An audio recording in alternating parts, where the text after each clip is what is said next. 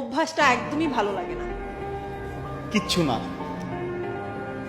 মেয়েদের একটা জন্মসূত্রে পাওয়া অভ্যাস, এটা আমার মারও আছে, এটা আমার বোনেরও আছে, এটা আমার বান্ধবীদেরও আছে। জীবনে প্রেম করেছিলাম, আমার ওই প্রেমিকারও ছিল। যদি জিজ্ঞেস করা হয় হঠাৎ করে চুপ করে থাকে, চুপ করে থাকে, কোনো কথা বলে না, তখন গিয়ে যদি জিজ্ঞেস করি কি ব্যাপার, প্রবলেম, কিচ্ছু না। মানে এই কিছু না বলার পরে যদি কোনো পুরুষ মেনে নেয় যে আসলেই কিছু হয়নি, আর পুরুষটা যদি চুপ থাকে, ওর জীবন শেষ। ওর জীবন শেষ।